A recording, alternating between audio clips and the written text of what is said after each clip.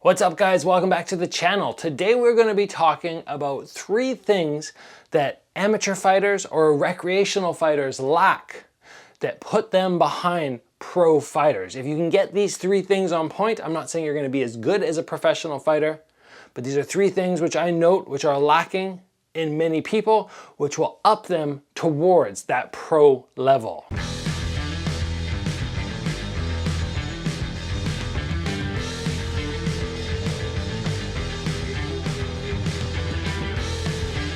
So everybody obviously wants to improve. And sometimes when we're looking at improvement, we have to really dial in on what's going to help us improve the fastest.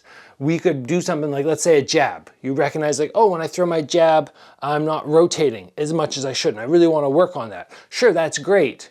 But putting a lot of emphasis on that, how much is that going to help you improve?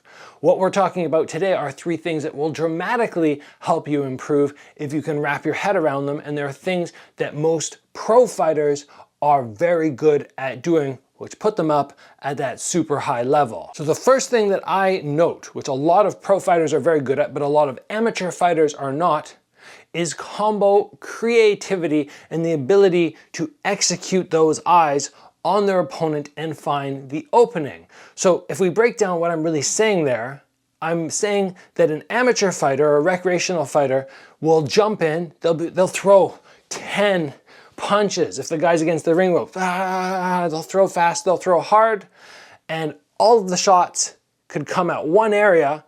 Their opponent's hands could be up and they'll just throw to the forearms. They don't have that ability mid-combo to go, oh, this is open. Or, ooh, that's open. Or I went 1-2, he blocked both of them, but now the body's open here. And then I'll switch back up to the head, I'll attack the body on the other side, a couple more body shots, oh, his head's open, and I come to there. So that ability to be creative with your combo and utilize your eyesight at the same time. This is something which, if you can actually do it, you can throw punches and look for the opening, throw punches, look for the opening. It's going to make a world of difference in how many shots or what percentage of shots actually land, instead of just letting a bunch of punches go and having 1 out of 10 that actually connect with the target. How do you go about doing this? How did I go about wrapping my head around this process without actually only doing it in sparring? Because it's a hard thing to do in sparring. What I did was, if I have a bag here, I am actively thinking and imagining this guy being an opponent and imagining where his hands are. So if I come in and I go, okay, jab, body, body, body, I'm going, okay, now his elbows are down, his head's open, hit to the head, throw a couple more shots to the head, oh, now his body's open, and my brain is engaging the entire time. It's not just me throwing randomly going, oh, I think I'll throw jab, cross, hook. I think I'll throw jab, upper, hook, cross, upper, and just letting those hands go with no thought process on what's happening on the other side. So play the imaginary opponent in your mind, and then when you're throwing, you're actually thinking about what's happening. It makes it that much easier when you get to an actual sparring partner and you're going, oh, double jab, and oh, look at that, the uppercut's open, I'll throw it. So that ability to connect the eyes with the combos, to be creative, it makes a world of difference, and I believe sets those high-level pros apart from everybody at that amateur, or most people at that amateur and definitely recreational level. The next thing that I note, which a lot of people at that lower level are unable to do consistently at least, and with a crisp technique, is counters.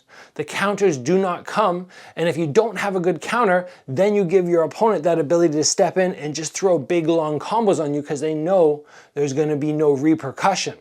So getting something where you have your hands tight, somebody throws 3 punches at you and you fire back your counter hook or your counter uppercut, it's a very important drill to do. Again, we don't always have training partners, so you can set yourself up in front of the bag, practice jab, cross, hook, you imagine, or jab, cross, hook, you imagine that, and then you fire in your hook.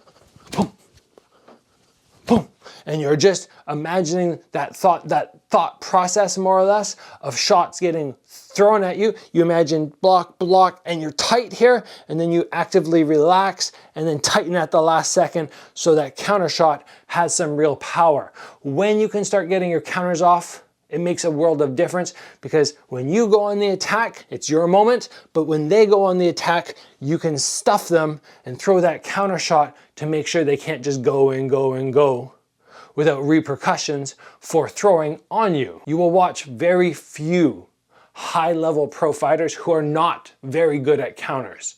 It's something that you have to be able to do, and even in my last fight, you know, the guy threw at me, he went 1-2, and boom, I came back with my big counter hook, that big counter hook, spun him around, knocked him down. It didn't come when I was on the offense, it came when I went defensive. And sometimes that's the best moment to catch somebody by surprise. And in my opinion, the last thing we're going to focus on today is many people at those lower levels are not good at executing fakes. And why is this so important? Why do we see pro fighters do it all the time?